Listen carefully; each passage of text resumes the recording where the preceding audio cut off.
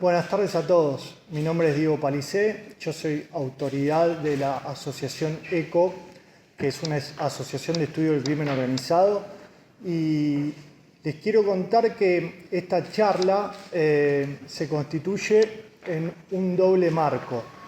Como ustedes saben, es una charla de prevención de lavado que pertenece al DECIT de lavado, de investigación sobre el lavado del crimen financiero de la Facultad de Derecho, y además también corresponde a la asociación ECO, como recién estaba diciendo, en el marco de, y les quiero contar, el primer convenio de transferencia de conocimiento internacional de nuestra asociación.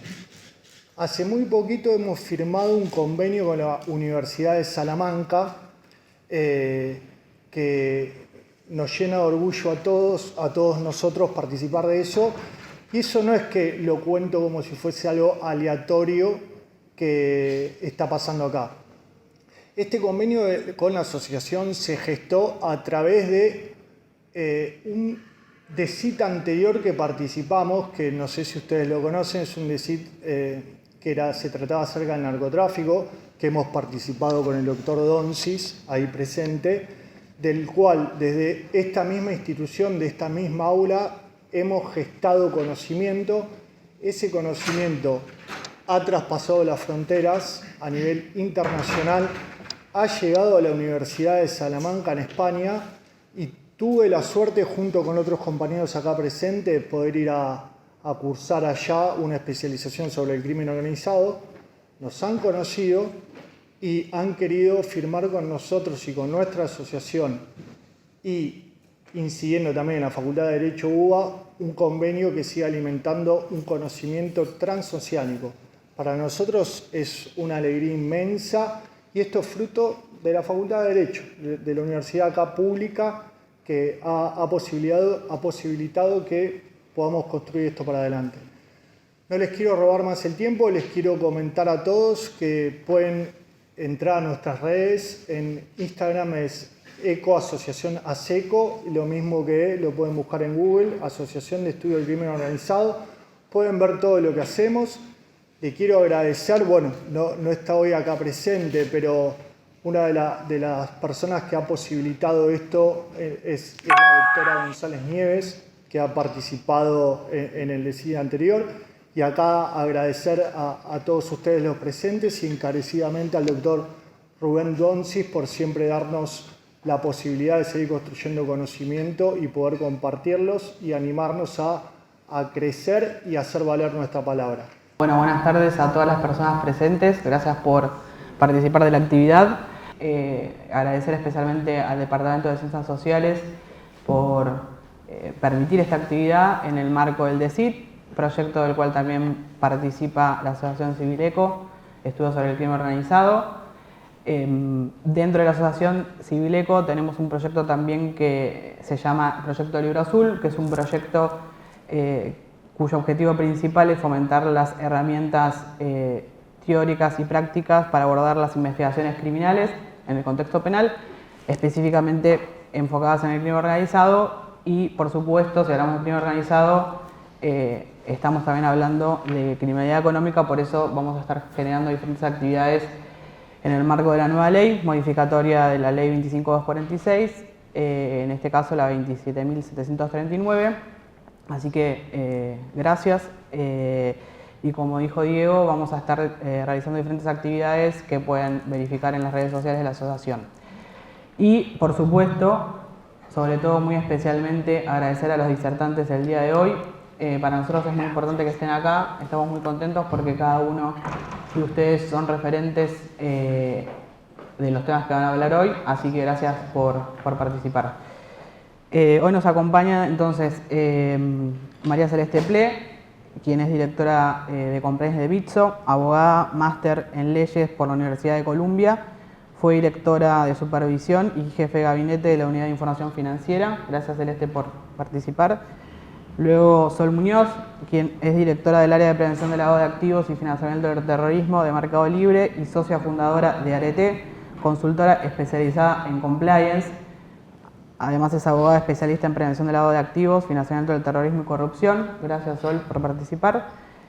y Pablo Sanabria, socio del Estudio Casañe, ex director del régimen administrativo sancionador en UIF, también docente de esta casa de estudios, abogado especializado en Derecho Constitucional, Derecho Administrativo y el Sistema Preventivo de Lavado de Activos y Financiamiento del Terrorismo. Así que gracias nuevamente por participar, y para hoy pensamos en hacer preguntas. La primera pregunta que queremos compartir con ustedes es una de carácter general, básicamente que la denominamos novedades, que serían para cada uno de ustedes, el sector que representan, cuáles serían las novedades que trae la ley 27739. Concretamente, además es importante mencionar, porque quizás no todos están en tema en el sistema preventivo, tenemos la ley modificatoria de la ley 25246, como dije 27.739, y además en ese contexto ya la UIF emitió la resolución 48 para abogados y la 49 para proveedores de servicios activos virtuales, y si bien para los proveedores de servicios de pagos no hay una resolución UIF, queríamos también preguntarle a Sol si el sector espera una emisión en ese sentido. Y bueno, básicamente cuáles serían esas novedades que trae para cada uno de los sectores, y más aún considerando el contexto en el que entra vigencia la norma, que fue el contexto de la visita del GAFI de la evaluación mutua a la República Argentina. No sé quién quiere empezar. Bueno, muchas gracias. Le agradezco al profesor por la presentación, por habernos invitado, a todos los miembros de ECO, bueno, a Jazmín, Román, Diego. La verdad que hago una pequeña introducción. La verdad que me siento muy feliz, primero de estar hablando acá en la facultad, de la cual egresé hace un tiempo y el cual también me he dedicado a la docencia durante mucho tiempo. Y de otra es estar participando en un marco que tal vez no es el más habitual, en el que últimamente me toca por lo menos a mí hablar, ¿no? Estamos hablando de crimen organizado. Siempre sabemos, los que nos dedicamos al sistema de prevención de lavado de activos, de que de fondo hay temas muy relevantes que hacen a la criminología, hacen a las políticas de Estado. Y bueno, en definitiva, a veces la actividad que nosotros tenemos nos pone en un lugar muy específico dentro de ese entramado, ¿no? Que es el lugar que le toca desde diferentes lugares, ¿no? Actuando a los sujetos obligados, ¿no? Y cómo impacta toda esta regulación también en los flujos económicos, no solamente en lo que tiene que ver en la posibilidad de detectar, ¿no?, flujos económicos vinculados al crimen organizado, que es obviamente el fin último del sistema preventivo, sino también de ver cómo lograr que el mecanismo por el cual se incorpora a determinados sujetos privados y públicos a colaborar en ese cometido público, ¿no?, se hace de la manera más eficiente, porque en paralelo de la lucha contra el crimen organizado también está la dinámica económica que no debe o debería no interceder de una manera que genere costos que terminan siendo de alguna forma impactando en la economía de otra manera. Entonces, lo agradezco también la generosidad de escucharnos. Vamos a hablar de casos muy concretos. Yo arranco, ¿no?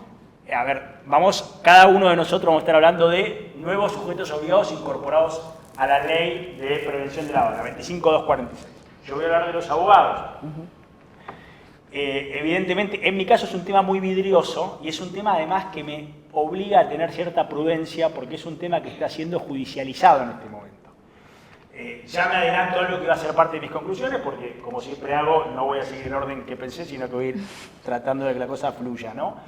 En definitiva, con el caso de los abogados, se vuelve a poner en discusión algo que ya en el sistema de prevención ya está resuelto. Los que son sujetos obligados casi que ya nadie levanta la mano para decir qué es esto de limitarme libertades económicas, que la Constitución es ejercer la profesión, actividad, que tengo que andar yo colaborando con el Estado en una finalidad de interés general, cuando en realidad yo me dedico a una actividad lucrativa, lícita.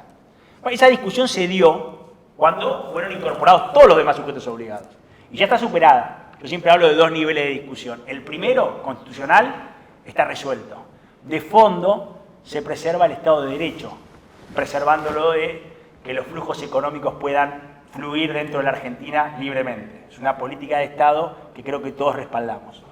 Ahora, hay un segundo nivel de análisis, que es el nivel de análisis más regulatorio, que aceptemos que es constitucional limitar las libertades de las empresas, de las personas, no significa que cualquier regulación va a ser constitucional. Eso sería darle un crédito en blanco al regulador, al funcionario, al Estado. Entonces, en los abogados se reproduce esa discusión y la estamos viendo en tribunales, en los colegios, ¿no? Está la parte corporativa. Entonces yo no quiero ser un enjabonado, ¿no? Queriendo escapar, pero voy a ir de forma muy prudente. Y yo voy a hacer una primera exposición sobre esto para que después, sobre abogados. Hoy la gran discusión es, la ley incorporó a los abogados como nuevos sujetos obligados, en el inciso 17 del artículo 20. Para los que manejamos el tema, sabemos que en el artículo 20 el legislador decide quién es sujeto obligado. Un primer dato relevante dentro de lo que es una mirada más constitucional del sistema. Quien decide quién es sujeto obligado es el legislador, el órgano dentro de la triada de poderes del Estado con más legitimidad democrática. No puede el titular de la Unidad de Información Financiera decidir quién va a tener que cumplir semejante rol. Con lo cual ahí tenemos un primer resorte de institucionalidad que se está cumpliendo. Quien lo decidió, nos guste o no, es el órgano que tiene esa atribución constitucional. Ahora bien, rápidamente con la ley sale la resolución. O sea, la ley incorpora a los abogados y hay una resolución que ya regula cómo va a ser el cumplimiento de los abogados con la normativa de prevención de lavado. Y eso tiene un contexto, que es la evaluación del GAFI. Y los que un poco estamos en el tema sabemos que ahí había un pedido, supuestamente en la anterior revisión, la del 2010, que salió mal, ya el tema de abogados afuera fue una cuestión de discusión. Hay dos recomendaciones, de las recomendaciones del GAFI, la 22 y la 23, que hablan de los abogados dentro de estos profesionales no financieros designados. Y bueno, finalmente se decidió incorporarlos. Y ya tenemos ley y tenemos resolución que lo reglamenta. Ahora, no se puede descontextualizar la función reglamentaria del Estado. Esto, hay real política atrás de esto. Había que cumplir con esa norma para dar cumplimiento técnico. No quiero ser demasiado... pero se evalúa un país desde el cumplimiento técnico y de efectividad. El técnico es el más fácil, sacar normas que estén alineadas con las recomendaciones. Si no cumplimos con lo técnico, estamos mal, porque la efectividad es un poco más compleja. Creo que ustedes nos podrían ayudar bastante en este diálogo que estamos teniendo, quienes son parte de la Fundación ECO y de la Asociación de Ciencias Sociales del Arte. Pero bueno, en definitiva, hoy la norma existe y yo tengo algunas cuestiones para poder considerar, teniendo en cuenta, y tengo que hacer un disclaimer, hoy hay varias causas judiciales que están tramitando. Sabemos que como la colegiación y la actividad, vamos a decir, de los profesionales de la abogacía está reglamentada y regulada por las provincias. Evidentemente, cada colegio tuvo la posibilidad de hacer su propia acción judicial. Acá está la del Colegio de Abogados de la Capital Federal, que hace poco se rechazó la medida cautelar que se había pedido y hoy está a resolver la cuestión de fondo, que va a llevar bastante tiempo. Por eso, decía antes, al comienzo, ojo, acá estamos viviendo lo que se vivió hace 10 años con el resto de los sujetos obligados. Bueno, y ahí una primera cuestión es, que para mí es importante, y creo que está bien que ahora, prematuramente, cuando todavía no se discutió, no hay sentencia firme, o mejor dicho, cuando todavía no se resolvió judicialmente este planteo, pero sí sería bueno empezar a saber, porque los abogados van a tener que empezar a trabajar en función de eso. Es quiénes son sujetos obligados para la ley y para la resolución. Porque lo que hace la ley al tomar, vamos a decir, la recomendación del GAFI, es decir que los abogados son sujetos obligados en tanto y en cuanto, al igual que escribanos y contadores, realicen una serie de actividades que nos colocan más en lo que se llama el asesoramiento de gestión.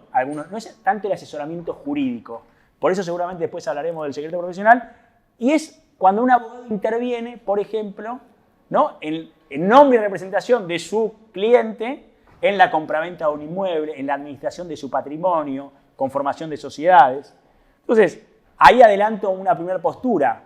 Podríamos decir que en realidad, en principio, el abogado no es sujeto obligado, como regla, salvo que se cumplan dos condiciones. Una, que esté matriculado, porque que pueda ejercer la profesión en los términos que prevé la normativa local que regula la actividad de la abogacía, Y 2, que desarrolle alguna de esas 5 actividades. Pero lamentablemente esto no resuelve el problema, y con esto paso, ¿no? No lo resuelve el problema, que creo que no lo escuché todavía hablar. Porque hay algo que todos los que estamos un poco en el tema de prevención del agua sabemos, que es que a los sujetos obligados, cuando se le imponen las obligaciones, en realidad hay una sola que es un fin en sí mismo.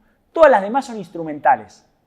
Cuando al sujeto obligado le dicen tenés que tener un manual, tenés que capacitarte, tenés que armar legajos de clientes, tenés que llenar un montón de información, en realidad todo está pensado para que llegado el momento, si algún delincuente o algún testaferro de un delincuente del crimen organizado quiere usar ese sujeto obligado como conducto para lavar dinero, que ese sujeto obligado esté preparado para detectarlo. ¿Qué dice vamos a decir, la razonabilidad de la norma? Si yo no lo preparo antes, no lo obligo a estar preparado, cuando llegue el momento y venga ese delincuente disfrazado de, vamos a decir, de una persona, un ciudadano común, a querer introducir el dinero, no va a estar preparado. Entonces mi pregunta es, nada, creo que no vamos a tener la respuesta acá, ¿cómo hace un abogado que, en definitiva, capaz que no está acostumbrado a ejercer esas 5 actividades específicas, pero que tiene su despacho abierto y está habilitado por su matrícula a hacerlo? Entonces, ¿qué se va a autopercibir sujeto obligado en el momento en el que decide, porque está lleno de estudios, vamos a decir estudios chicos, estudios grandes, que nada, hay que parar la olla también. El abogado tiene la responsabilidad, le gusta más capaz que hacer X laboral o penal. Entonces, si es penal, dice yo estoy cubierto. Pero, ¿qué pasa si ese abogado de golpe le piden que conforme una sociedad o que le administre a un cliente de mucha confianza algunos activos? Si quiere en ese momento convertirse en sujeto jubilado, ya no va a tener las herramientas para poder detectar. Bueno, todo eso se va a discutir en breve. Necesariamente, bueno, vamos a seguir hablando un poco más, ¿no? Va a haber pasos futuros que nos van a permitir tener más claridad sobre, con este entramado normativo, qué es lo que se pide a los abogados y qué abogados van a tener que cumplir con eso que se pide. Perfecto. Gracias. Clarísimo, siempre un placer escucharlo, doctor Sanabria. Bueno, me sumo también a los agradecimientos de Pablo, y por mi parte me toca hablar del sector de criptoactivos. Básicamente, en este sentido, no solamente voy a hablar de la ley, porque tenemos que hablar de otros 2 cuerpos normativos que salen junto con la ley, más o menos al mismo momento, que es la resolución de la UIF, como bien decía Jazmín, y también la resolución de la CNB, que es la que de alguna forma reglamenta una obligación que tienen las empresas como en la que yo actualmente me desempeño, que es registrarse ante la CNB, ante el regulador, como una primer obligación, ¿no?, a cumplimentar. Pero volviendo un poco a la ley, que es la que marca todas estas obligaciones, primero me parece súper importante destacar que la ley lo primero que viene a hacer es definir activos virtuales. Recordemos que hasta el momento, digamos, en la legislación argentina, con carácter y jerarquía legal, no había una definición de activos virtuales. Bueno, esta ley viene en primer lugar y en primer medida a recoger una definición, que es una definición internacionalmente reconocida y es la definición aceptada también por Gafi, que es un tema importante, no solamente a los efectos de los temas de prevención del lavado de activos, sino yo calculo que en temas jurídicos, digamos, en distintos ámbitos, hacía falta una definición de activos virtuales. Entonces, eso como primer medida. Como segundo escalón, se define a los proveedores de servicios de activos virtuales, que son estas personas físicas o jurídicas que, tal cual como en el caso de abogados, desempeñen determinadas actividades. Y estas actividades son 5 tipos de actividades que son, siempre hablando de comercialización, transferencia y demás de activos virtuales. Entonces, puede ser intercambio de activos virtuales por moneda fiduciaria, que son las monedas de curso legal, puede ser intercambio entre distintos activos virtuales, transferencia de activos virtuales, custodia, etcétera, etcétera. Entonces, como segunda medida, se se define qué es un proveedor de servicios de activos virtuales. Y como tercer medida se incorpora a los proveedores de servicios de activos virtuales en el artículo 20, al igual que los abogados que no estaban incluidos y ahora sí lo están. Y por último, como un cuarto punto, se crea el registro de proveedores de servicios de activos virtuales en cabeza de la CNB. Es decir, que se le da a la CNB la competencia como regulador en materia de activos virtuales a los fines de regular, supervisar, emitir normas, fiscalizar y sancionar a los sujetos obligados en este sentido. ¿Qué hace después la CNB? Bueno, regula en este sentido el registro de proveedores de servicios de activos virtuales, que no tiene que entenderse en este momento como una licencia, sino como un mero registro, ¿no? Básicamente hay que cumplir requisitos bastante lineales y simples para justamente inscribirse en ese registro. Y ¿qué es lo que el regulador está buscando en esta primera instancia?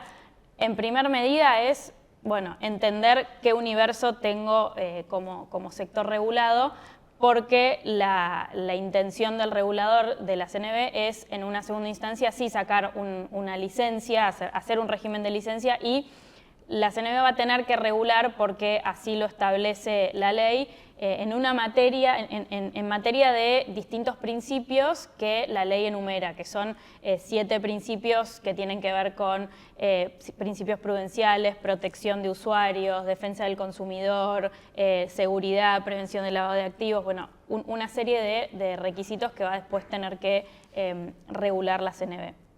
Ahora, estas novedades vienen, como decía Jazmín, vienen a suceder dentro del marco de la visita de Gafi. Entonces, ¿qué ha pasado en el pasado? En la última visita de Gafi hemos tenido, bueno, una serie de normas que quizás salieron entre gallos y medianoche, que no fueron consultadas con el sector. Sí quiero distinguir que en este caso nosotros tuvimos la oportunidad de trabajar arduamente, y acá Sol también es testigo, no solo desde el sector de activos virtuales, sino del sector de PCPs y demás. Trabajamos con la UIF, trabajamos con la CNB, sin importar digamos, la gestión que estaba a cargo. Entonces, yo creo que la norma que termina saliendo, tanto la ley como la resolución de activos virtuales, obviamente siempre tenemos cosas, en el sector privado siempre tenemos cosas para criticar y decir que funciona mal y podrían funcionar mejor y de manera más eficiente, pero creo que, bueno, por lo menos fuimos escuchados y la normativa está receptando muchas de las cuestiones que nosotros escalamos en su momento, sobre todo en el sector de activos virtuales. ¿Qué nos queda como por definir? Bueno, las cuestiones quizás más operativas, que después por ahí lo vemos en temas de desafíos e impacto, de cómo estas normas de activos virtuales y de registración ante la UIF y de reportes de operación sospechosa después bajan a la realidad y al día a día y a la práctica.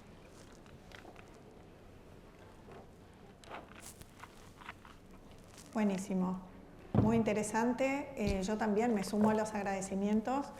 Para mí es un placer y un honor estar acá charlando con ustedes. A mí me toca hablar un poco del sector de PCP. Hoy en la norma son los emisores, operadores y proveedores de servicios de cobro y pago, ¿sí? Un poco siguiendo la línea que mencionaba recién Celeste, les quiero contar que esta ley, para los que no sabían, estuvo en el Congreso durante mucho tiempo, hubo mucho debate, y la realidad es que, así como ella contaba, realmente se nos dio la oportunidad desde el sector, en realidad desde el sector fintech, que agrupa tanto a las empresas cripto como a las empresas fintech en general, se nos dio la oportunidad de emitir opinión respecto al proyecto de norma. Esto realmente es súper importante para un país democrático como el nuestro, y además yo creo que un poco la experiencia nos dice que las normas que salen sin consulta con el sector privado generalmente salen mal o hay que hacer algún arreglo posterior. En este caso hay algunos puntos que todavía nos duelen, pero objetivamente hay muchos puntos que se levantaron desde la Cámara FinTech y también desde otros sectores que fueron tomados y corregidos en el proyecto. Por lo tanto, yo aplaudo ese diálogo público y privado y realmente creo que la ley era necesaria y creo que lo más importante que trae esta ley es justamente la amplitud en materia de sujetos obligados, que hace que ciertas actividades que hasta la sanción de la ley no eran sujetos obligados, pero que el sistema financiero tradicional de una forma u otra los obligaba a ser sujetos obligados porque si no, no les abrían cuenta, ¿no? Hoy ya puedan estar enmarcados formalmente en un sistema preventivo general de la Argentina. Entonces realmente desde ese lado creo que es un éxito haber tenido la ley y bueno, y el contexto de Gafi realmente puso mucha presión para que eso saliera así. En el marco de las PSP les voy a contar un poco de historia. Si bien todavía no salió la nueva resolución, estamos regulados hace tiempo por la resolución 76. ¿Cuál es la diferencia entre el marco regulatorio que teníamos o que tenemos hoy vigente y el marco regulatorio que esperamos que salga ahora que está sancionada la ley? Yo les diría que el principal problema que tiene el marco regulatorio actual es que no contempla todos los tipos de emisores, operadores y proveedores de servicios de cobro y pago. Entonces, ¿qué pasaba hasta la sanción de la ley? Porque me imagino que algunos ya están empezando a armar sus programas por más de que la resolución no haya salido todavía.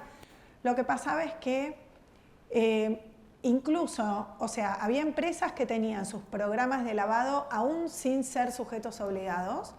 Había otras empresas que forzaban como podían, ¿no?, la regulación para inscribirse como sujetos obligados para de alguna manera poder autorregularse y cumplir con un régimen adecuado de prevención de lavado de activos. Y también se daba la situación en la cual, por supuesto, algunos no se autorregulaban, esos tenían poco acceso al sistema financiero formal, y los que sí se autorregulaban, o en realidad los que tenían algún tipo de operatoria que sí estaba regulada y otro tipo de operatoria que no estaba regulada, de acuerdo al apetito de riesgo de la compañía, o armaban un programa de lavado de activos que incluía todas las actividades, por más que algunas no estaban reguladas, o armaban un programa de lavado que solo aplicaba lo que estaba estrictamente regulado, ¿no? Esto desde el punto de vista objetivo de prevención de lavado de dinero no tiene ningún sentido, así que desde ese lado creo que la reforma de la ley es muy superadora y entonces hoy tenemos en el sector empresas que antes no estaban incluidas y que hoy sí están incluidas a pesar de que la resolución todavía no salió. Entonces, por ejemplo, la resolución 76 aplica todo lo que tiene relación con tarjetas de crédito, débito, pago, ¿no?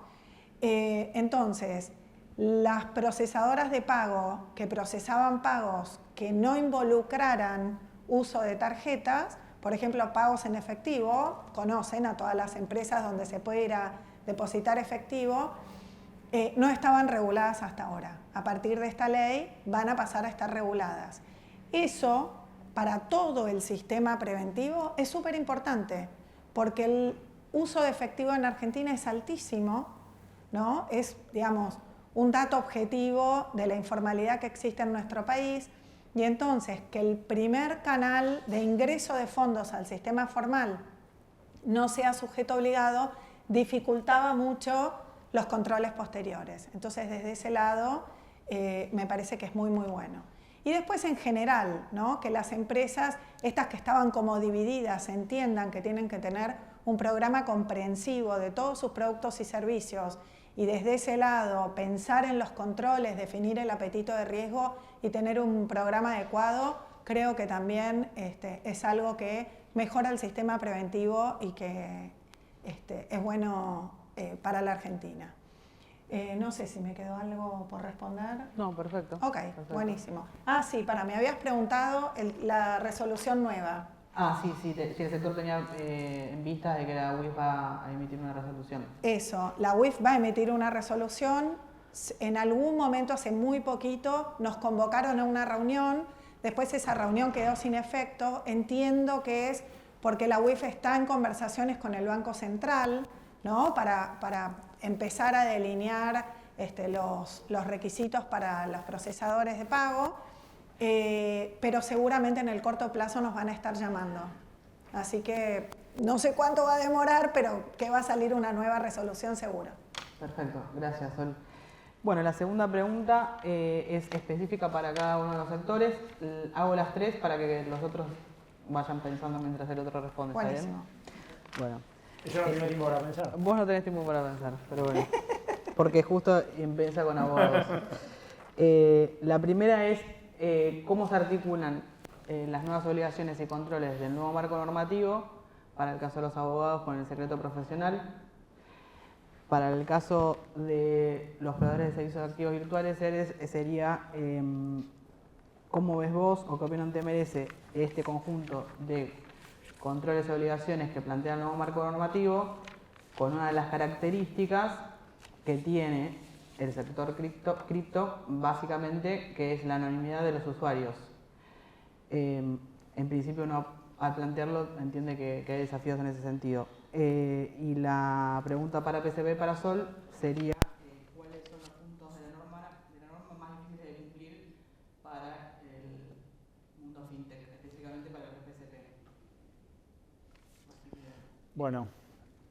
Sin pensar, dale. Sí, gracias, Jazmín. No, a ver, es una pregunta de cajón, ¿no? El tema del secreto profesional. Y ahí estoy un poco también obligado a ser un poco prudente y tratar de quedar a mitad de camino entre dos tentaciones. Una es la tentación corporativista, ¿no? De tratar de agarrar la defensa del secreto profesional sobre la cual, en definitiva, queremos sostener una actividad de la abogacía por fuera del cumplimiento de las exigencias que impone esta resolución de la UIF. Y por otro lado, tampoco caer en el exceso de comprarme la camiseta del sistema de prevención y olvidarme que en definitiva soy abogado y que después tengo que volver al estudio, tengo mis socios y todo que no están en el sistema y les parece esto muy, muy novedoso, les parece como les pareció a todos en su momento. A ver, y ahí me parece que la norma, y acá hay agentes y funcionarios muy, muy serios y comprometidos de la Unidad de Información Financiera, con lo cual trato también de ser muy claro. A mí me parece que la normativa tuvo en cuenta esta situación del secreto profesional. Está en la ley, en el artículo 17, al final del inciso, dice que están fuera de las obligaciones, vamos a decir, que están cubiertas con la caracterización del sujeto obligado, aquellas que están vinculadas con la actividad del abogado que está enmarcado en el secreto profesional. O sea, todo lo que es el asesoramiento jurídico, legal del abogado, ya sea para la defensa o para prevenir un juicio, una mediación, un arbitraje, un reclamo administrativo, está cubierto por el secreto profesional. Y eso lo dice la norma. Con lo cual, hay parte de la discusión, de la batalla, vamos a decir, a fuego, que quedó bastante cubierta o sea, bastante prevenida por el legislador. Porque la recomendación 22 y la recomendación 23, que son las que en definitiva hacen que el sistema interno diga los abogados tienen que entrar, porque lo exige el GAFI, y nos van a venir a evaluar y nos van a decir que no los tenemos adentro, vamos a tener una mala puntuación, tienen un pararrayos a eso en la nota interpretativa de la recomendación 23 que dice, bueno, ok, pero afuera todo lo que es actividad vinculada al secreto profesional. ¿Por qué? Y ahí sí, estoy en la casa donde yo me recibí, donde evidentemente he hablado con escribanos, contadores, capaz que a veces no les gusta que nosotros queramos darle a los abogados al secreto profesional un estándar mayor al que ellos también tienen, ¿no? Mi madre es psicóloga, por ejemplo, y ahí no es secreto profesional, sino es un secreto que no sé cuál es el nombre exacto que tiene, que me parece súper relevante cuando hablo con ella. De hecho, ella vivimos en un barrio, en Castelar, y ella no se le ocurre a mí contarme quiénes son sus pacientes, porque a ella le cuentan cosas muy delicadas de la vida personal. Bueno, nada, abogado versus contador y escribano, tenemos algún andamiaje constitucional que tal vez nos acercan más a un derecho sujeto de una mayor tutela, ¿no? Porque está vinculada con la defensa en juicio, el artículo 18 de la Constitución. Y en algunos casos, como se ha caracterizado el secreto profesional como un derecho-deber, ¿no? Por las normas locales, la nuestra es la 23.187, pero en cada jurisdicción, la norma que regula la abogacía, pero tiene que es un derecho-deber. Es un derecho del abogado a poder tener ese ámbito de intimidad vinculado a la información que recibe de sus clientes, pero también es un deber que está penado por el Código de Ética de los Abogados y por el Código Penal, por uno andar ventilando la información recibida en el marco de ese círculo que no es de confianza en términos fraternos, es de protección jurídica de ese secreto. Entonces, la norma lo deja fuera. Entonces, la discusión, ¿cuál es la que hoy tenemos? Que ahí es donde entramos medio en una faena un poco más compleja. Bueno, no, yo soy, como decir, el colegio de abogados y quiero que todo quede dentro, afuera del ámbito de intervención de la unidad de información financiera. Y bueno, ahí yo lo que digo es que evidentemente hay cuestiones que todavía no las sabemos, cómo la UIF va a entender lo que serían las actividades de asesoramiento. Porque las actividades específicamente definidas, como la compraventa de un inmueble, el asesoramiento vinculado a la constitución de una sociedad, la gestión del patrimonio o de bienes o de dinero del cliente, en nombre del cliente, no se parecen tanto a las actividades en las cuales el vínculo entre cliente y profesional debe estar tutelado por el secreto profesional. Ahora, va a haber situaciones en el borde. Y ahí es donde yo creo que la prudencia, ¿no? En la aplicación, muchos siempre me dicen, la prudencia no puede ser un elemento para juzgar la bondad de una norma, porque estamos poniendo en definitiva en el intérprete, en el sujeto que va a aplicar la norma, demasiada carga, y no sabemos quién va a ser. Pero yo sigo igual sosteniendo que en cualquier aplicación o interpretación de una norma, y sobre todo de este tipo, la prudencia de quien la lleva adelante desde el Estado es muy importante. Y todavía eso no lo sabemos. Así que yo, si tengo que decir algo sobre el secreto profesional, es, primero, como abogados, porque nuevamente tampoco me va a comer el personaje, como abogados que lo defiendo, tenemos que trabajar mucho en quién es el sujeto obligado.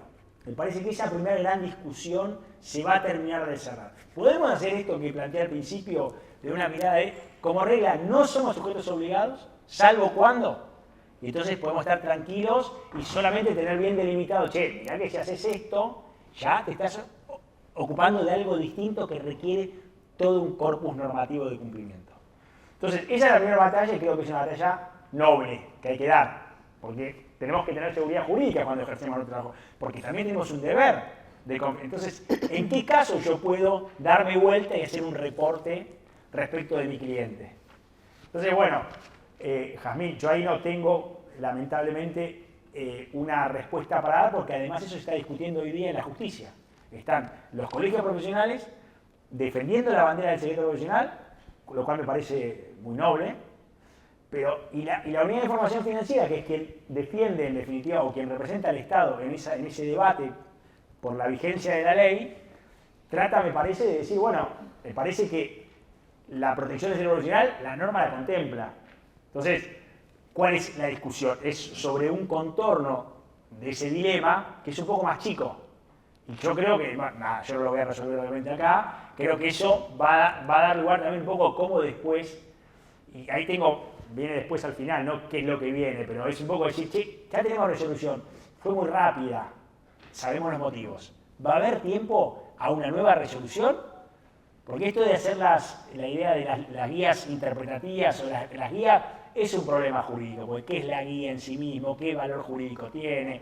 Entonces, nada, yo creo que me pongo en un lugar capaz que en el medio, alguno podrá decir que no me la juego, pero me parece que el secreto profesional es un valor que protegemos, que es fundamental para un Estado de Derecho, pero no estoy tan seguro que este régimen jurídico que hoy nos convoca lo esté atacando de lleno. Tiendo a pensar que no le pega una puñalada en el pecho, y cuanto mucho habrá que discutir cómo terminamos de alimentar esos contornos del secreto profesional. Y eso la justicia no sé si lo va a poder hacer. A mí me parece que eso va a estar en la interpretación que va a hacer el regulador, cuando, y también los propios sujetos obligados, en este caso los abogados, que ya se perciban como tales, cómo deciden empezar a ejecutar, por ejemplo, las situaciones que ameriten hacer un reporte. Todo lo demás que tengo lo dejo para el final, que esas son conclusiones. Perfecto. Listo, entonces, en términos generales, si estaría abordado por la ley, habría que ver en el futuro los casos específicos. Los casos específicos. Seguimos en líneas también con el tema de secreto profesional y bueno, anonimato, como lo llamaba Jazmín previamente. Para responder esta pregunta me gustaría, a ver si se animan, ¿quiénes tienen hoy actualmente criptoactivos? Varios, ok. Varios, pero no tantos. O sea, todavía estamos hablando de un activo, de una industria que no se consume por la mayoría de las personas, ¿no? Eso en primer lugar. En segundo lugar, como consecuencia de esto, se sabe poco desde muchos ámbitos, desde la sociedad, desde el regulador, desde nosotros mismos como usuarios, nosotros mismos como empresa estamos día a día descubriendo todas las nuevas tecnologías que hay. Entonces, esto como primer concepto es importante destacarlo. Otra idea que quiero también destacar tiene que ver con esto de que siempre se asocia el anonimato con los criptoactivos y me gustaría como desafiar un poco ese concepto, porque si vamos, para responder esta pregunta hay que ir a la fuente, ¿no? La fuente para mí en este caso es el paper de Satoshi Nakamoto, la creación del primer criptoactivo, que es el Bitcoin allá por 2008, que si uno hace una búsqueda de palabras, digamos, cuando habla de anonimato, en realidad no habla de anonimato, habla de seguridad, habla de privacidad. Entonces, no estamos, digamos, en sus inicios, el paper no habla de que este sistema viene esencialmente a garantizar el anonimato. O sea, fue pensado para garantizar las transacciones entre persona y persona de una forma sin la intervención del Estado, sin la intervención de los bancos, de una manera rápida, fácil y directa entre persona y persona. Entonces, quizás derribar un poco ese mito de que, bueno, las cripto igual anonimato.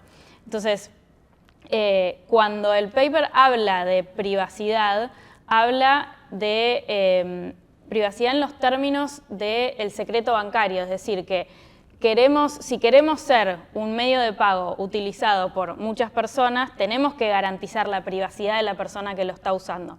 Y como todo lo que sucede en el blockchain es público, entonces, ¿cómo garantizamos la privacidad de esas transacciones? Entonces, este es el concepto que después, digamos, quizás retransmitido o ha mutado en el anonimato. Entonces, se habla de que las cripto son igual al anonimato y digamos, favorecen la criminalidad.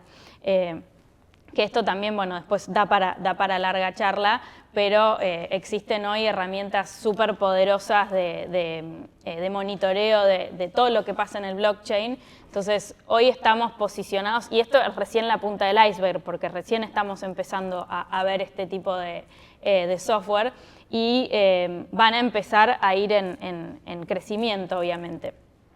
Dicho esto, que es mi opinión, también tenemos del otro lado la opinión de los clientes que obviamente en muchos casos quieren ser anónimos y quieren no ser reportados a la UIF, quieren no ser reportados a la FIP.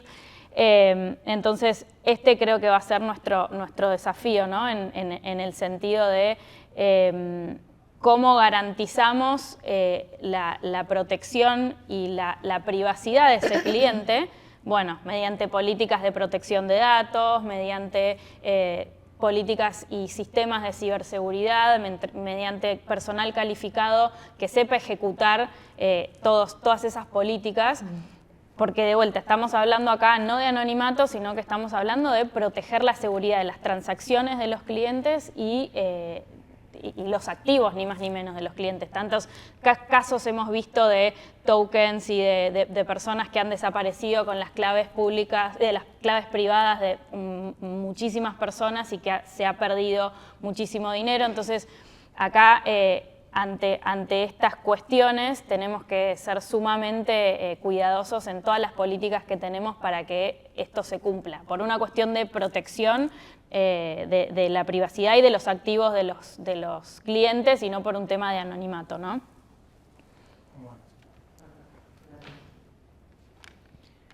Bueno, en materia de PSP, la pregunta era cuáles son las dificultades más grandes que yo veo en la nueva norma, especialmente para el sector. Yo creo que independientemente de la norma, el sector ya de por sí, por las características que tiene dificultades en todo lo que es el proceso de conocimiento del cliente y debida diligencia.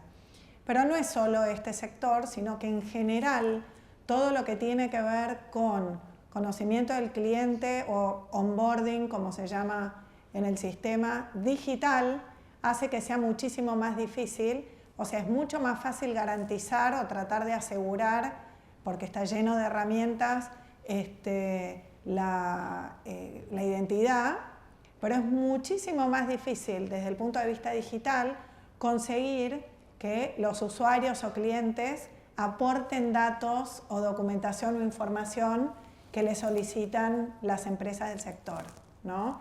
Es como que el ciudadano argentino común y corriente está muy acostumbrado a que una entidad financiera tradicional le pida documentación y hacen la fotocopia, llevan los originales, o le pida documentación de respaldo y hacen aporte de documentación de respaldo, pero no pasa lo mismo cuando se trata de otro tipo de empresas. Hay como un, no sé, es un inconsciente colectivo que no sé si es que les da miedo o que realmente entienden que no están obligados a aportar documentación u origen de fondos.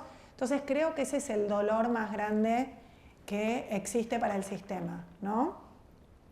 Además, varias de las empresas fintech operan con un mercado de clientes, que es un mercado que socialmente es de nivel socioeconómico bajo, ¿no?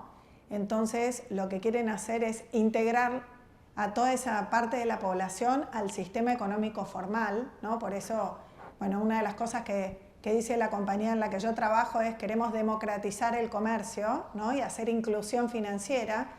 Entonces, es un segmento de la población que no está tan acostumbrado a lidiar con requerimientos documentales o de información, o porque por ahí en muchos casos ni siquiera tienen esos papeles atrás. Y creo que esto es un punto que es súper importante, y ahora que se está pensando en la nueva regulación, son aspectos, sobre todo de la inclusión financiera, que se tienen que tener en cuenta al momento de regular, ¿no? Entonces, yendo un poco a la norma, les traje 2 artículos de la norma que para mí son sensiblemente difíciles para lo que es el sector fintech, y se los voy a leer porque es más fácil. El primero tiene que ver con los tipos de sujetos obligados. Entonces, como decía Pablo recién, les explicaba cuáles eran las circunstancias en las que los abogados, pero también incluye escribanos y contadores, son sujetos obligados y cuáles no.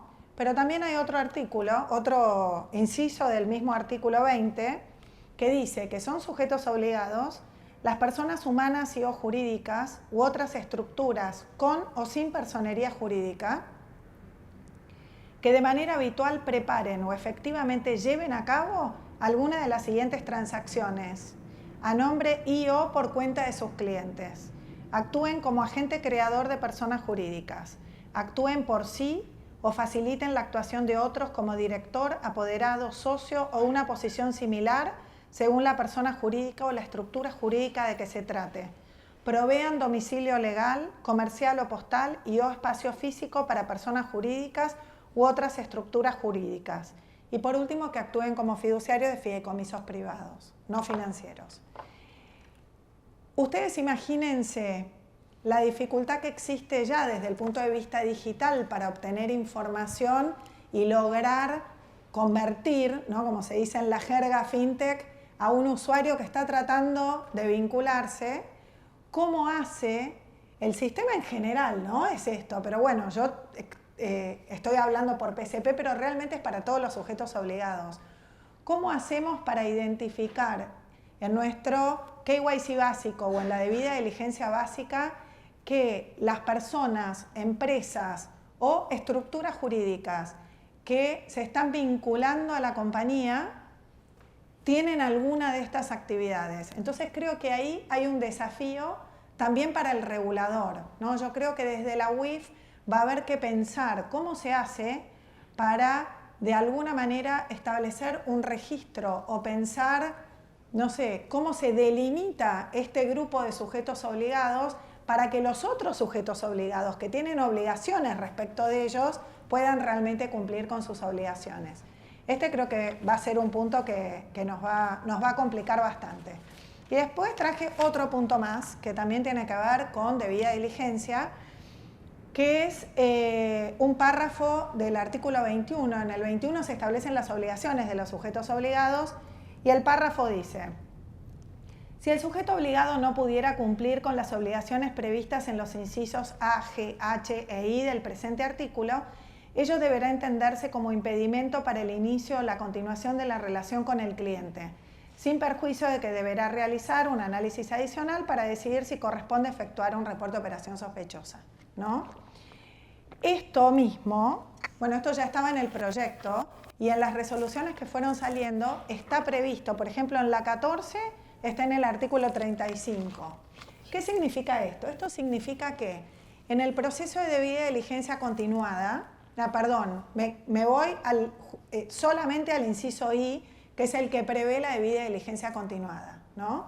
Entonces, si yo leo los dos juntos, lo que se interpreta, y además leo el artículo 35 de la 14, por ejemplo, lo que se interpreta es que si un sujeto obligado no puede cumplir con la debida diligencia continuada, esto es, la actualización de legajos en función al riesgo de los clientes, tiene que discontinuar la relación, ¿no?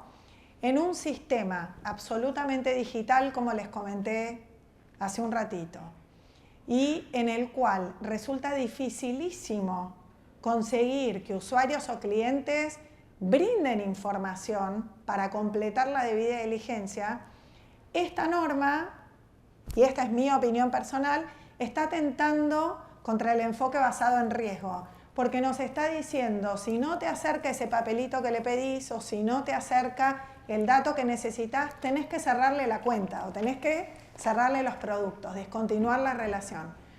Entonces, creo que es un punto súper álgido. Me parece que justamente si hablamos por el sector de inclusión financiera, este es un punto que puede llegar a obligar a ciertas compañías a dejar afuera del sistema nuevamente a ciudadanos que por ahí tienen una actividad legítima, pero no saben, no entienden o no pueden presentar por ahí alguno de los papeles requeridos, ¿no?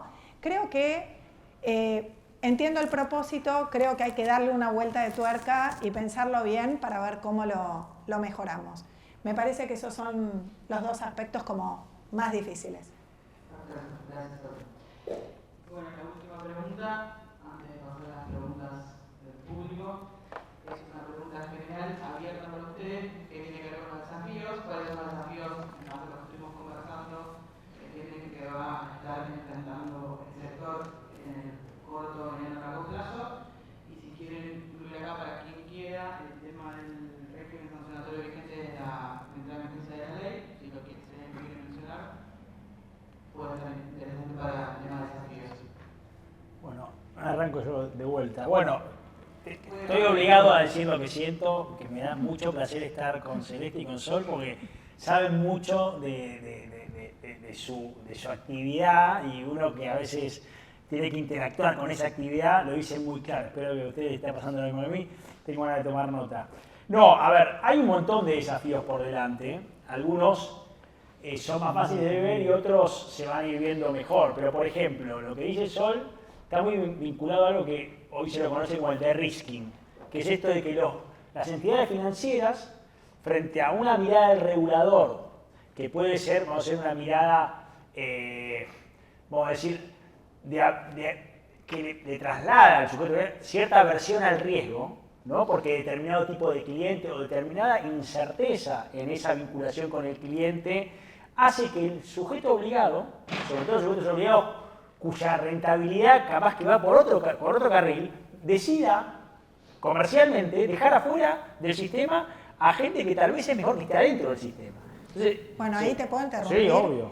Esta es una experiencia mía profesional. En alguna entidad en la que yo trabajé, se hizo el análisis para determinar, para los PEPs, los funcionarios públicos, era tan complejo lograr contar con el legajo y requería tanto músculo humano llamando, buscando, que se evaluaron los costos, ¿no? Entonces dijeron, ¿cuánto nos dejan los PEPs? Tanto. ¿Cuánto gastamos en lograr completar los legajos de los PEPs? Tanto. Y si hacemos de-risking y no tenemos ningún PEP, o sea, se llegó a plantear eso, ¿no? Es un poco en línea con lo que vos decís.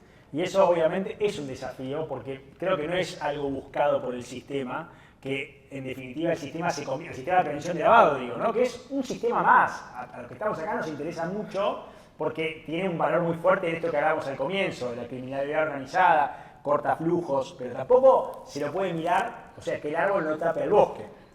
Después hay un tema vinculado a la tecnología. Hoy día, empresas grandes que hacen onboarding capaz que de millones de clientes, descansan mucho de su sistema de prevención en herramientas tecnológicas.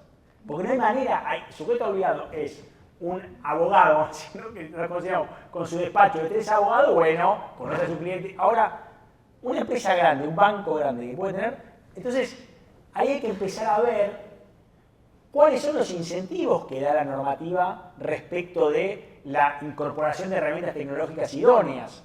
Porque, queramos o no, estamos entrando en una era donde hablamos de inteligencia artificial, hay un montón de una evolución de las herramientas tecnológicas que demuestran que determinados tipos de sistemas tecnológicos son los que van a permitir un control verdadero, más allá de que siga habiendo, vamos a decir, el elemento humano que administre eso. Y las normas no necesariamente dan un incentivo en ese sentido.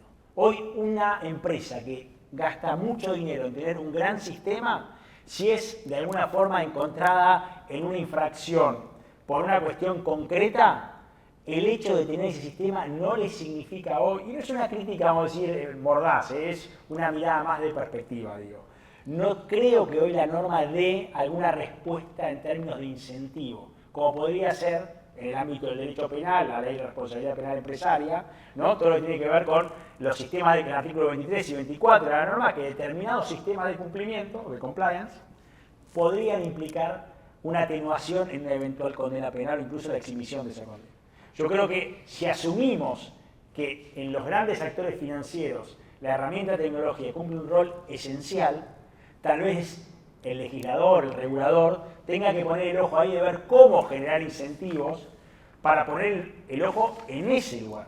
Y me parece que las normas tienen un rol que cumplir para orientar el cumplimiento de parte de los sujetos obligados.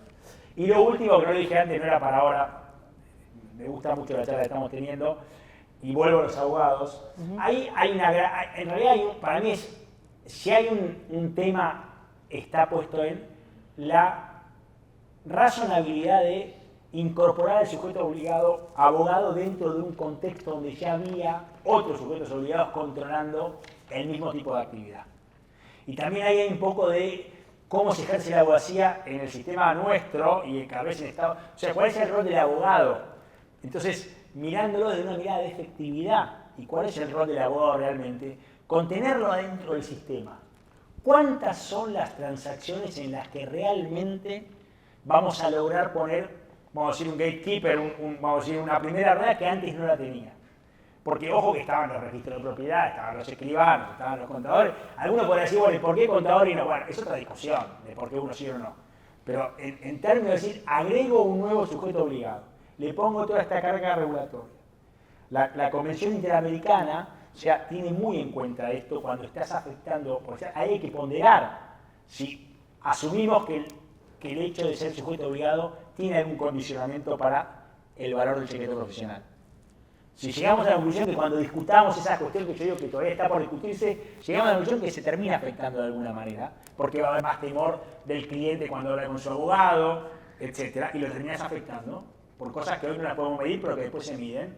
Ahí, capaz que la pregunta que yo estoy haciendo va a tener un valor más importante, es, ¿era necesario? ¿Se justifica? ¿Era esa la restricción de ese derecho o de ese valor social que es la posibilidad de tener un actor, que es el abogado, a quien ir y hablar con tranquilidad sobre cuestiones que hacen a la defensa judicial o la defensa de sus derechos constitucionales, sus derechos legítimos? ¿Se lo hizo en pos de un objetivo de prevención de lavado que era razonable? ¿O ya teníamos una cobertura respecto de esos flujos que terminan demostrando que tal vez es más la afectación a ese otro valor que lo que estamos incorporando al sistema? Es una pregunta que hoy no tiene respuesta. Lo dejo, sí, me veo obligado porque es la que a mí más me ha, de alguna forma, despertado interés en resolver el dilema. Nada, yo prefiero... nada, me parece que tengo algunas cosas más para decir, pero me parece que está bien con esto, así que dejo que se avance. Perfecto, gracias. Seguimos entonces. Seguimos. En cuanto a desafíos, igual una cosa que me gustaría también recoger de lo que decía Pablo, era necesario el tema de los abogados, lo que sí era necesario era incluirlos por un tema de cumplimiento técnico de Gafi, eso sí está claro y creo que las consecuencias de estar en la lista gris, como se llamaba antes de Gafi, hoy por hoy, hubieran sido realmente nocivas en este contexto de la Argentina, con lo cual era un poco un mal necesario, ¿no? Como para cerrar la idea. Pero en cuanto a desafíos del sector de activos virtuales, me gustaría dividirlo quizás en dos. Un poco el impacto, los desafíos por el impacto local de las nuevas normas y después los desafíos que está enfrentando el sector a nivel global, ¿no? Porque todo esto se enmarca en un contexto donde los activos virtuales empiezan a ser regulados en todas las jurisdicciones del mundo. Digamos, los países van cayendo de a uno y ya en unos años va a ser muy difícil decir, bueno, me voy a tal jurisdicción donde los activos virtuales no están regulados. Entonces, ¿hacia dónde vamos? ¿Cuál es la tendencia global? Pero primero, respecto a los puntos locales, yo creo que de cara a las nuevas normativas, si bien es cierto, como decía Sol, que nosotros como exchange estábamos un poco autorregulados porque una pata de nuestra actividad de alguna forma tenía esa conexión con el sistema bancario, entonces si vos no tenés mínimamente un programa de prevención, manuales, reportes de operación sospechosa, no te abren una cuenta bancaria y por ende no podés operar y no podés realizar esta transferencia entre activos virtuales y moneda fiduciaria. Entonces, muchos de los exchanges ya estaban de alguna forma cumpliendo algunas de estas medidas y programas de debida diligencia. Lo cierto es que ahora ya es obligatorio, ahora ya no solamente vamos a tener que tener un manual, una debida diligencia, sino que toda la batería de medidas que le corresponden a un banco o una fintech le corresponden también al sector cripto. Entonces, esto tiene un impacto en cuanto a, yo creo que el mayor, digamos, la obligación de mayor peso va a ser el tema del monitoreo, ¿no? Porque las herramientas de monitoreo de blockchain son herramientas costosísimas, son software que cotizan en dólares y quizás a los exchanges más grandes no les hace demasiado ruido, pero a las empresas por ahí más chicas esto le va a representar un costo que realmente, digamos, le cambian las reglas del juego. Y también hay que tener en cuenta una particularidad en el sector que es la fluctuación de los activos. Ahora estamos en un momento donde el Bitcoin está subiendo y por efecto de contagio la mayoría de todos el resto de los activos también, pero hemos tenido momentos donde la industria sufrió mucho. Entonces, ¿qué pasa en momentos en los cuales los activos virtuales están con una mala cotización y nosotros tenemos que seguir pagándole al proveedor de software, ¿no? Entonces, esto es un tema que va a ser un desafío sin duda al sector en materia local, y también por un tema de, bueno, nuestra moneda local, ¿no? Las fluctuaciones del dólar también hacen que esto nos pegue de lleno, porque estos precios de estos proveedores son en dólares. Y después, en cuanto a los desafíos globales, yo creo que, como decía al principio, estos activos nacieron como un medio de pago entre persona y persona, pero que si nos vamos a lo que fue ese protocolo, ese primer protocolo de Bitcoin, estaba reservado para unos pocos, que eran los que conocían ese nicho, ese mundo, y que entendían cómo hacer una transferencia peer-to-peer, persona a persona, entre dos billeteras que hoy por hoy las billeteras tienen otra interfaz, otra cara al usuario, otra UX, como le dicen. La experiencia del usuario es distinta, es amigable.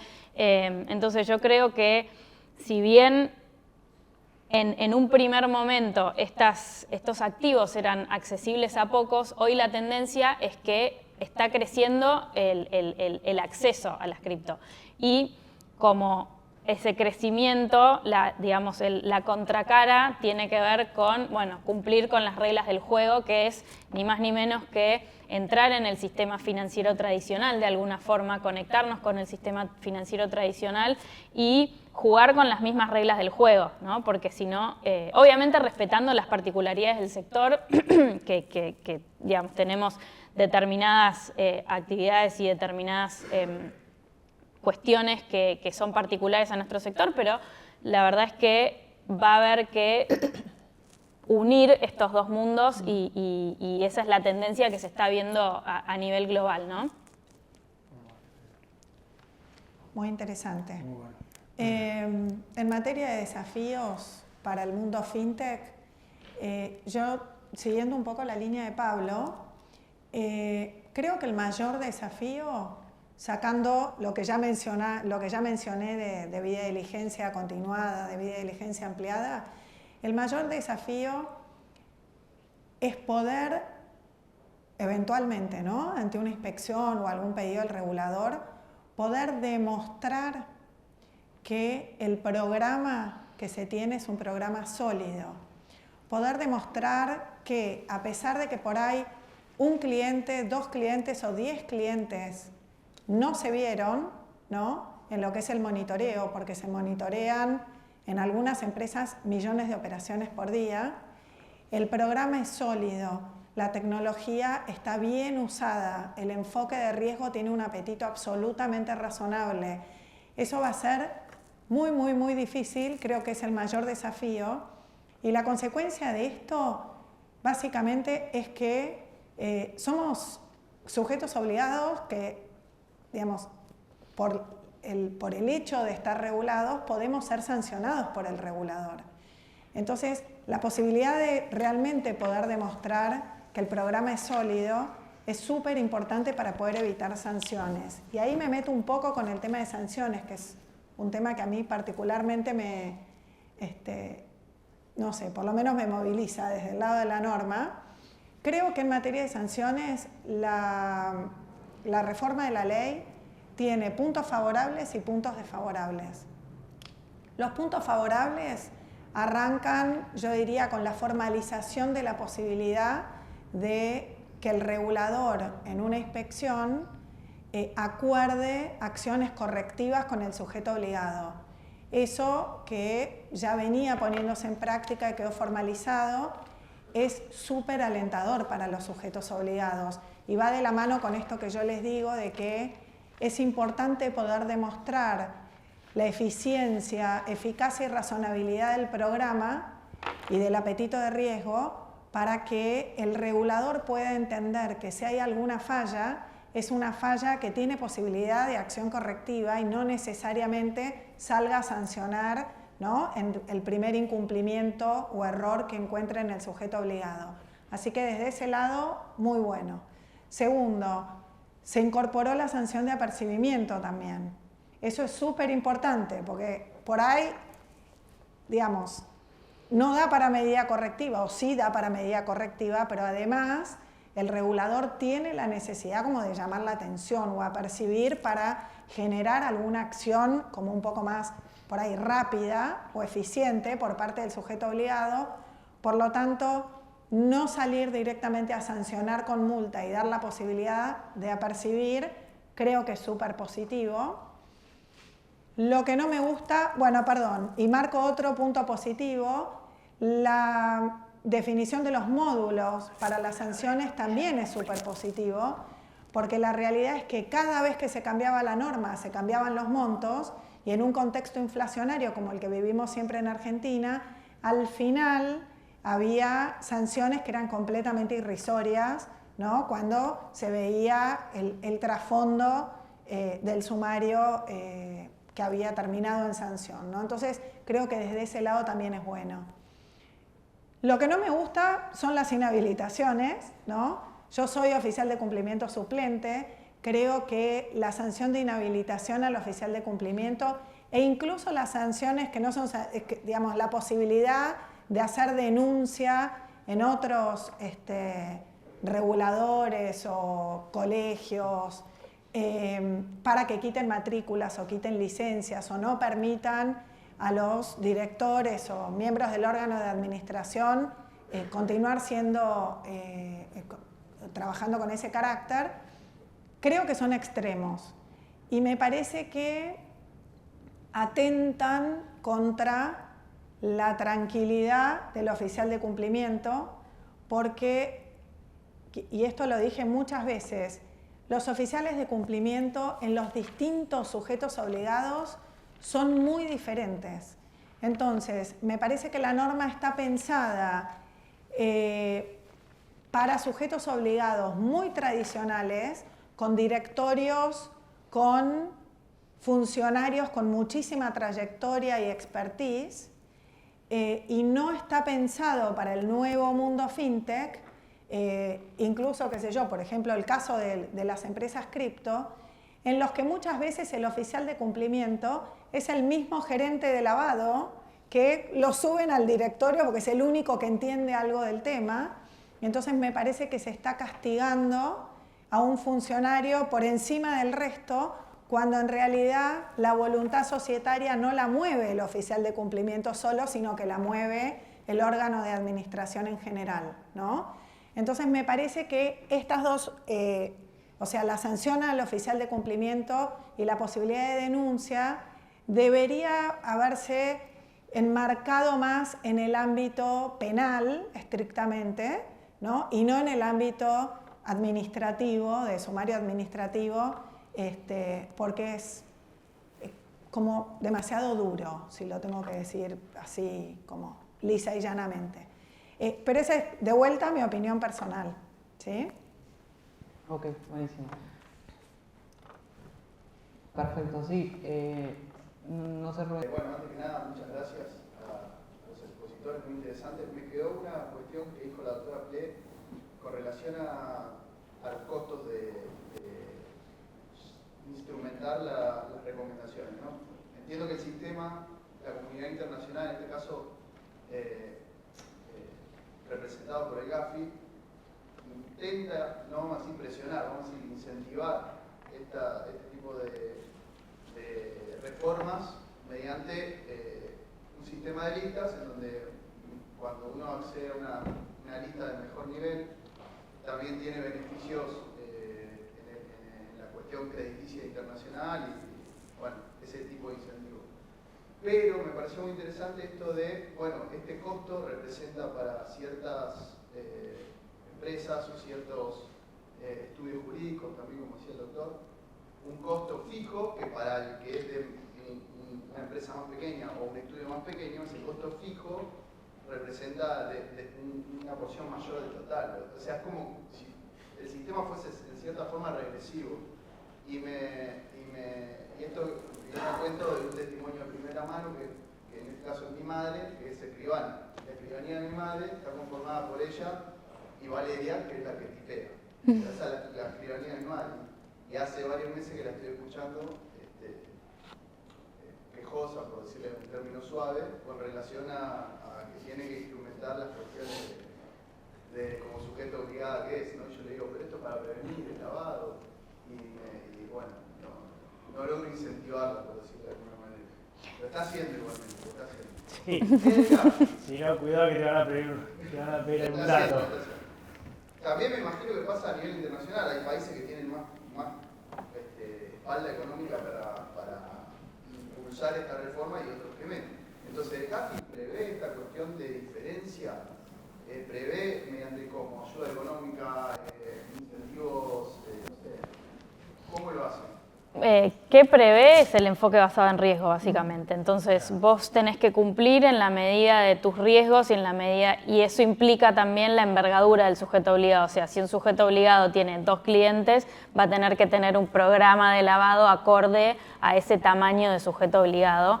Pero también, o sea, el GAFI esto lo recepta. Ahora, a nivel local también tenemos normas que todavía datan de 2010, cuando vino el GAFI y tuvimos que salir a regular un montón de sectores para justamente salir de la lista gris. Entonces, todavía estas normas no están actualizadas. Yo digo, no sé si está en agenda de la UIF actualizar, pero lo cierto es que sí, pedirle determinadas cuestiones a los escribanos es un poco excesivo. Escribanos o léase también, no sé, concesionarias de autos, inmobiliarias, un montón de actividades que quizás tienen poca clientela o una actividad que no es tan riesgosa, ¿no? Entonces, todas estas normas todavía están desactualizadas y no reflejan el enfoque basado en riesgo. Igual yo sumo, sacando las normas viejas o nuevas, el principio más relevante es el enfoque basado en riesgo, sin duda, y hay que trabajar muchísimo en ese principio. Pero incluso aplicando enfoque basado en riesgo, hay ciertas exigencias regulatorias mínimas que solo esas, las mínimas, en muchos casos ya significan un costo muy excesivo para un sujeto obligado muy chico, ¿no? Entonces ahí es difícil, es lo que le está pasando a tu mamá básicamente, ¿no? Perfecto. Por allá primero. Sí. Sí, vos. Nada. Quería hacer 2 preguntas. La primera es, ustedes que hacen en la práctica de manera muy particular y trabajan para empresas, si pueden enumerar brevemente, en el caso de las empresas que ya tenían sistema de prevención antilavado, ¿cuáles eran las herramientas que utilizaban a modo de prevención? Entiendo que hay algunas empresas que ya lo tenían, porque son internacionales, entonces ya tenían programas antilavado. Bueno, ¿cuáles serían normas o, no sé, las actividades que se realizan para eso? Y por otro lado, se habló de herramientas superpoderosas para el estudio de la blockchain, si pueden enumerar cuáles serían algunas de esas herramientas. ¿Querés arrancar yo? Dale. Yo diría en general, los sujetos obligados tienen herramientas de monitoreo, ¿no? Esas herramientas, digamos, hay varias en el mercado, ya sea mercado local o mercado internacional, y hay muchas que son creadas por el propio sujeto obligado también, ¿no? Entonces ahí hay como una variedad muy, muy grande. En estos últimos años, algunas empresas han empezado a introducir en su sistema de monitoreo inteligencia artificial, ¿no? Son muy poquitas, o por lo menos de lo que yo conozco, son muy poquitas, pero creo que es a donde va el mercado, ¿no? En algún momento los equipos de monitoreo se van a reducir, va a haber mucho uso de inteligencia artificial, siempre contando con alguna revisión humana al final, ¿no? Y se usa la inteligencia artificial tanto para el descarte originario de la alerta, o sea que ni siquiera se genere, no aprende el análisis que hacen los analistas y no se genera, pero también se usa la inteligencia artificial para armar el caso, para armar el ROS, para que el sistema te diga qué posibilidades tiene esa alerta en particular de convertirse en ROS. Hay realmente muchísimas cosas. Creo que falta explorarlo mucho. Y después para el tema de financiamiento del terrorismo, sanciones, o se bajan las listas manualmente o se contratan proveedores externos que no sé si hay alguno local, me parece que casi todos son internacionales. Conozco alguno muy chiquito de Uruguay, por ejemplo, pero no sé si hay alguno local. Y te dejo con lo del KYT. Y después para agregar también, creo que además de las herramientas de monitoreo, es decir, transaccional, de alertas y de digamos, monitoreo de flujo de los fondos, creo que otro de las herramientas súper importantes para la actividad privada financiera tiene que ver con las de onboarding digital, ¿no? Validación de identidad, biometría, es la primer barrera, la barrera de entrada de cualquier persona que quiera hacerse una cuenta, realizar la carga de su DNI, la validación, el macheo contra la cara de que está presente en el DNI contra la cara que se pone en el video selfie, verificar que esa persona es la que está diciendo, verificar que está viva, que no es una cuenta mula. Entonces, todas estas cuestiones creo que son la primera barrera y es súper importante tener ya sea un desarrollo propio o un proveedor externo, súper importante. Que también en muchos casos están estas herramientas conectadas con lo que es el servicio de validación de RENAPER.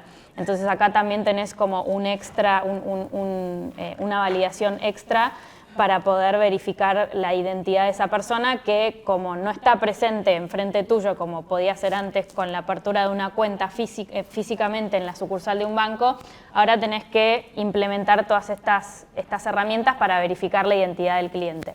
Y después, respecto al mundo cripto, tenemos las herramientas de monitoreo de blockchain, como Sol decía, le llaman en la jerga KYT, porque es, en vez de KYC, que es Know Your Customer en inglés, esto es KYT, Know Your Transaction, o sea, conozca su transacción. Entonces, estas herramientas, que son súper poderosas, lo que hacen es tomar toda la información que está en la blockchain, que es pública, o sea, nosotros podemos ingresar a estas páginas que permiten ver digamos, el flujo del dinero en la blockchain, incluso muestran valores en dólares, en Bitcoin, hora de la transacción y demás, pero lo que hacen estas herramientas es tomar toda esa información y ponerla en un formato consumible para el cliente, que vendríamos a ser nosotros, los exchanges. Entonces, ¿qué hacen? Bueno, te muestran, te permiten identificar toda la ruta del dinero en cripto. Y esto es algo que tenemos en cuanto a ventaja competitiva con el sector tradicional, porque el sector tradicional de alguna forma no tiene esta posibilidad de traquear la ruta del dinero como si existe en el blockchain. Este punto da para hablar muchísimo y lo estoy resumiendo como puedo, ¿no? En estos minutos. Perfecto, sí. ¿Qué tal? ¿Qué tal? No, de nada. Yo me quedé con una reflexión del doctor en torno al análisis de los sujetos obligados y en este enfoque basado en riesgos como superación del enfoque normativo, y a mí me da la sensación de que es como el nieto del derecho penal de tercera velocidad o del derecho penal de expansión. Ergo, en el último párrafo, que parecería a los abogados como sujeto obligado que estas cuestiones englobadas en el secreto profesional estarían a salvo o exentas de la regulación. A mí me da la sensación que el artículo 21, en los primeros 3 incisos, donde nos exige una debida diligencia, y también nos pone en situación como sujetos obligados de poder hacer una prognosis de nuestra intervención profesional y no solo el perfil, la trazabilidad de los fondos del cliente, nos pone en una obligación de imposible cumplimiento. Me parece que esa es por ahí un poco la respuesta, y no sé si el ente regulador o la resolución 48 del 24 nos da las herramientas para poder dar cabal cumplimiento a eso, ahora en la mejor de las voluntades. ¿A usted, doctor, no le parece que nos contesta un poco la pregunta? ¿Qué va a pasar con nuestra intervención profesional? Estoy queriendo ver los 3 puntos del artículo 21. La identificación del cliente y la trazabilidad de fondos. ¿Y vos por qué decís que eso no puede hacerlo un estudio respecto de sus clientes? Nos pasa lo siguiente, yo no tengo mecanismos, a diferencia de la fintech o de las otras organizaciones, de poder hacer una trazabilidad de los fondos del cliente, ni tampoco dimensionar mi intervención sobre qué va a pasar en un enfoque basado en riesgo. O sea, yo vengo a cerrar una operación inmobiliaria, no a comprar en nombre y en beneficio de mi cliente, a cerrarla, a hacer la evaluación de riesgo, el risk management y demás. Si esa operación inmobiliaria y la vinculación con la reforma del 41 Quique y lo que atañe al terrorismo termina siendo sede de Al-Qaeda, no lo puedo hacer nada. No, pero igual eso tiene una respuesta más, vamos a decir, más conceptual. Justamente, tiene una respuesta conceptual que no disipa todos los problemas, ¿no? La conceptual es que nadie está pidiendo que el sujeto obligado reportante haya definido que esa operación constituye un delito. Ni siquiera que tenga una mirada prospectiva de que lo puede hacer. Lo que y le dije antes que esto no resuelve porque ahí entramos en otro problema. Pero lo que le pide, yendo a la, vamos a decir, es que si usted tiene una inusualidad, en base, esto lo dijo la Corte en el 2018 cuando resuelve el caso Colegio de Escribanos, en definitiva ahí lo que la Corte dijo es, ojo, no es cualquier tipo de sujeto pasivo de la norma. Los sujetos obligados de la normativa de prevención del lavado de activos suelen ser, en este caso los escribanos, profesionales que tienen un conocimiento, vamos a decir, más elevado que otros respecto de las operaciones con las que están teniendo vinculación. Por lo tanto, lo pone en un lugar de privilegio a los efectos de poder reportar una sospecha, que no es más que eso. Porque eso es lo último que se le pide al sujeto obligado, es reportar la sospecha. Después le corresponde a la UIF y en su caso, en el ámbito de la investigación penal, llevar adelante, en su caso, un caso, vamos a decir, judicial penal que pueda derivar en una eventual condena. Con lo cual ahí la respuesta está en que, como nadie le va a pedir que usted tenga esa certeza o que pueda hacerse de las herramientas en ese vínculo con el cliente, que como bien dice usted, como estudio jurídico no voy a tener las herramientas que tiene una empresa fintech, pero va a tener las mismas que tiene el escribano hoy, que es sujeto obligado de cumplimiento, con la que tiene el martillero, que hoy es sujeto obligado de cumplimiento, y muchos otros que son personas físicas. Con lo cual, esa respuesta, que nos puede, no quiero cerrar el debate, ¿no? Pero digo, tiene una respuesta en el sistema. El que queda abierto es, y tenemos por lo menos una certeza preclara de cuáles son las inusualidades que despiertan, que ese es el debate que hubo en todo momento. Es decir, no hay, vamos a decir, no hay criterios objetivos respecto de cuáles son operaciones que tienen que ser caracterizadas como sospechosas.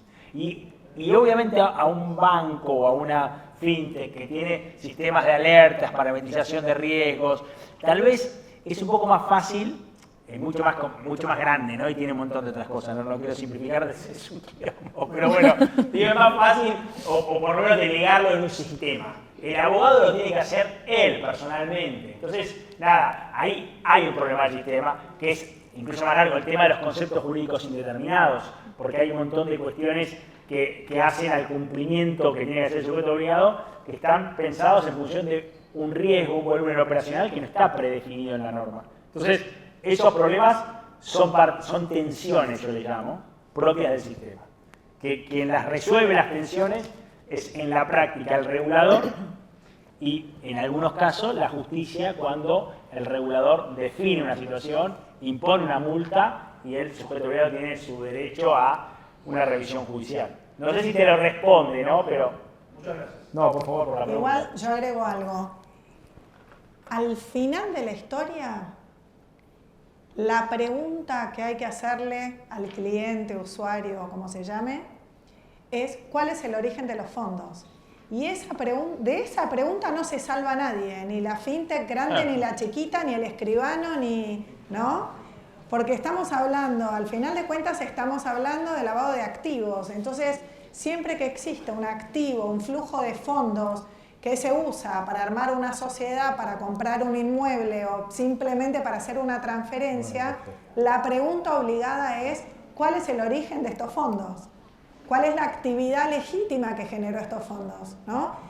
Y a nosotros, fintech, a una empresa cripto o a cualquier sujeto obligado, nos resulta, es lo que yo decía al principio, igual de difícil conseguir que el cliente diga o acredite cuál es el origen verdadero de esos fondos. Así que no hay tanta diferencia, ¿no? A veces de un día para otro. Mañana necesito estar firmando. No, pero eso no te exime, el tiempo para reportar es el mismo. Sí, el tiempo para reportar es el mismo. Y los clientes en una fintech también son exigentes. Me gusta más la respuesta tuya que la mía, ahora que la escucho, porque es verdad, en definitiva se reduce al mismo problema en ambos lados. ¿Estamos? Bueno, lamentablemente tenemos que dar por terminado. Gracias nuevamente a los disertantes por haber participado. Creo que fue muy interesante, quedaron muchas dudas y desafíos y eso es bueno. Y gracias nuevamente al Departamento de Ciencias Sociales por permitirnos participar. Y bueno, vamos a estar subiendo después el video para quien lo quiera volver a ver. En el QR, ahí está el QR con las redes y donde lo van a poder ver. Y bueno, muchas gracias por venir. Gracias.